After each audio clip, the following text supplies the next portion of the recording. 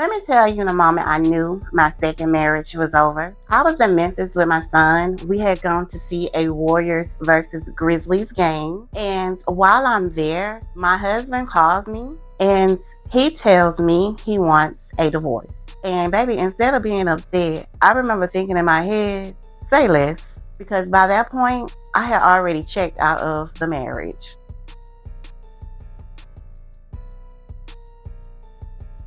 Welcome back to Sister Signs and Red Flags, the podcast where astrology ain't therapy, but girl, it's close. I'm your host, Lika, and if you're new here, hi, hello, and welcome to my show. Thank you so much for tuning in. And if you've been watching me since I first started and supporting the podcast, I want to thank you so much for always being here and supporting me because I actually could not do this thing without you. Now, I'm not finna sit up here and act brand new with y'all or whatever because look, I know I've been gone for a hot little minute. And to be honest, life was lifing. Some things happened, but your girl is back now. And I figure the best way for us to get things on and popping again is by telling y'all about my second marriage. That's right, second marriage to an Aries. And we will call him Mr. Plenty of Fish. Because yes, y'all, this is where the story started. And baby, let that just be the first damn red flag, okay?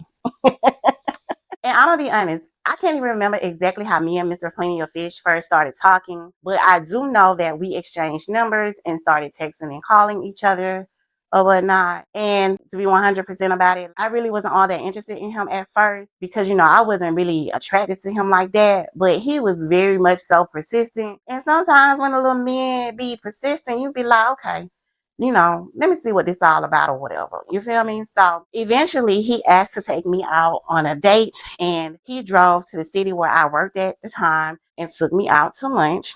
The date itself, it was cool. There was nothing spectacular about it, nothing terrible. I mean, we went for hibachi, so that was cool. Everything was good or whatnot. But I will admit that there were a few things about him that I absolutely did like. First of all, he did not have any kids. And second of all, he owned his own house. And most importantly, child, he was gainfully employed. Now, albeit as a truck driver, and I know for some reason, I don't know what it is, but when it comes to truck drivers, I seem to just attract them. Like, Shalika said, y'all, come here, come here, come here. But I will tell y'all where things started to get really interesting because when we first started talking, he told me straight up that he had already had a girlfriend. And I will give him credit for this one thing because, baby, he didn't lie about it.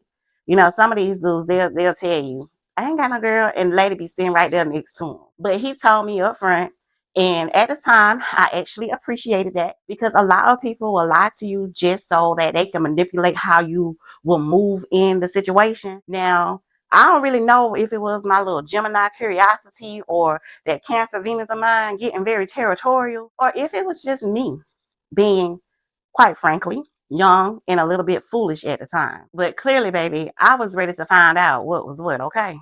So eventually, Mr. POF invited me over to his house, which you like, okay, let's go see what your house look like. And I'm gonna say this again. I already knew that he had a girlfriend.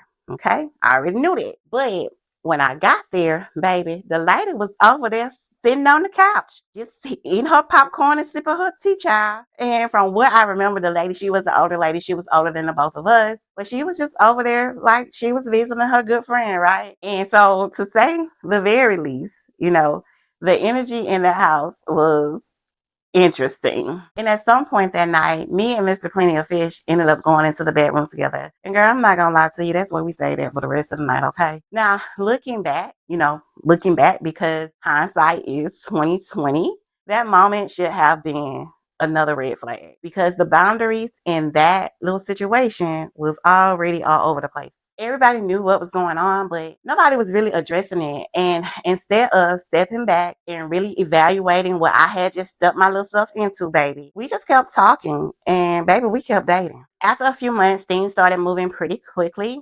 At the time, I was going through a few little financial struggles or whatever. It was nothing too crazy, but enough that I was trying to get things back on track. So After about 3 to 6 months into us dating, he suggested that I move in with him. And at first I was resistant to that because honestly, like I really appreciate having my own space and my own freedom, being able to move how I want and when I want. But I also had to just kind of be practical about my situation financially and what I was going through. And so eventually I did move into the house with him. I think we met around November, and then by March of the following year, baby, I was moving in with the man child. Looking back now, that probably was another red flag because everything was just moving really, really fast, right? So when I first moved in with him, things were okay for a little while, but eventually something started showing up in the relationship that I couldn't ignore, and that was the power imbalance that was happening between us. Because he would always say something along the lines of, I put a roof over you and your son's head. And for him, that was his contribution. Now, mind you, the house was already paid for before I ever moved in there with him. So we didn't have a mortgage. We didn't have no monthly payment. Basically, we had the grocery bill, the everyday expenses of living in a house bill, like utilities, internet, and so forth. And at first, those bills were split between me and him 50-50. But eventually, it led to where I was paying every bill in the house. And so over time,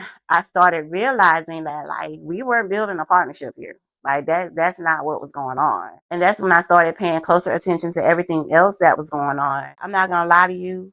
There was some things that really happened that started to shift things for me. Because when we first met, he had told me that, he had a girlfriend. Okay, I was accepting of that, right? I went along with that. But I guess it shouldn't have surprised me, but it did because over time I started noticing that it wasn't just one woman. It was multiple.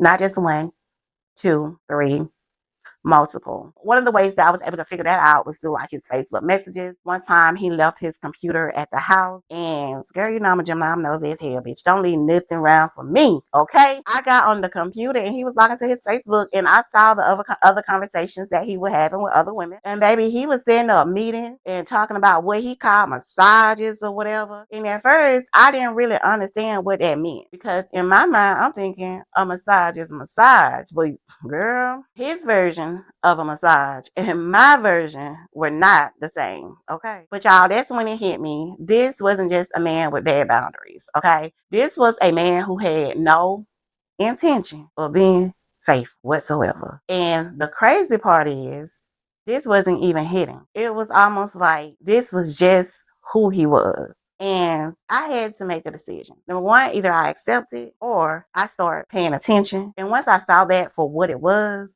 I couldn't unsee it. And not long after that, life gave me a situation that made everything even more clear. My car started having problems. At the time, I was driving this WD Honda Accord, girl. It was a stick shift, girl, because I used to be like, The little car broke down, child, and I was trying to figure out what to do because I needed to get to work. My baby had to get to school, and I'm asking him for help, to try to figure out what to do in the situation. Not even to help fix the car, but, help me just figure things out or whatever. And baby, when I tell you, the man looked at me and said, no, that he had done enough to help me and my child. I ain't gonna lie. That was a moment that truly, truly stuck with me because I think like when you're married and you're in partnership, not even when you're married, but when you're in a relationship and you're living with someone and you're having that kind of relationship, you expect at least some level of partnership when things go wrong. But it was at that moment, baby, that Shalika realized she was on her own. So I'm not gonna tell you that I got my little ass on the internet, on the Google, and on the YouTube. Figured out how to get my little car started, baby. I drove that heifer down to the dealership and traded it in and got me a brand new Honda Civic because I was not playing. There was no way. And honestly, driving off that lot, and I'm going to tell you, I didn't ask nobody permission or nothing. I went and just did the thing, okay? And driving off of that lot felt like me taking a piece of my independence back because it confirmed something I already had started realizing up in there, okay? And that was if something went wrong in this relationship or marriage, I was going to have to be the one to figure out how to fix it. So I'm going to just tell you, after the little car situation, something really, really shifted in me.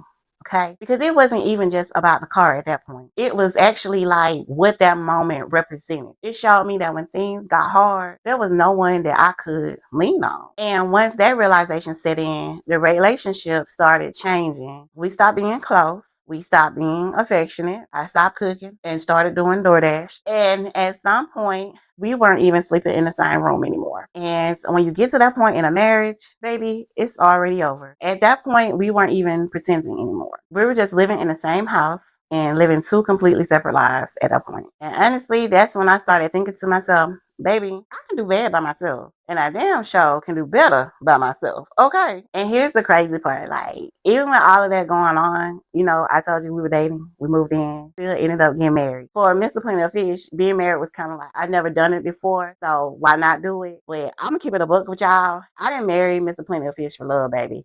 I married the man for time, okay? Because I needed some time to stabilize my life. And I needed to have time to make sure my son and I wouldn't be left without a place to stay. Because at the end of the day, we weren't married. I was living with him, but it was his home. So if he wanted to put us out, if he decided he wanted to be with me anymore, like, he could just do that. So in my mind, it feels like marriage is that way of preventing him from just waking up one day and telling us to leave. So we got married in September 2019, and after we did get married, things didn't magically get better, because marriage, I always tell people, marriage doesn't fix anything. But I can tell you that if any things did become more clear for me, and by the time we got to 2021, honey, I wasn't confused no more. I'm not trying to fix nothing. I definitely wasn't hoping that things would change, because I had already made up my mind, baby. I had just not made my exit yet. Because I'm gonna tell you, once you realize you don't have no partnership, you ain't got no loyalty, because these dudes ain't loyal, and there's really nothing left to hold on to at that point. That brings us to Memphis, when me and my son went there to go see a Warriors game. And while I was there, he was on the road, and he called me while he was on the road, and we were in Memphis, to let me know that he wanted a divorce. And honestly, during that conversation, like, girl, something just clicked. I'm like, I'm tired of this man getting on my motherfucking nerves. Let me get on this internet and find me somewhere to stay. I was not mad at him, baby. I was not dramatic with him, but you know what I'm saying? I was done with him. Because I remember thinking very calmly, like, yeah, I'm done. And honey, let me tell you, when I got back, I had apply for my apartment, got approved for my apartment. And by May of 2021, baby, I was up out of there. Now that we don't talk about this man child, let's talk about the astrology of it all, because y'all know we cannot do sister signs and red flags without astrology. So because Mr. Plenty of Fish was an Aries, baby, let me tell you, this Aries energy can be very exciting in the beginning. It's bold, it's confident, and it moves fast.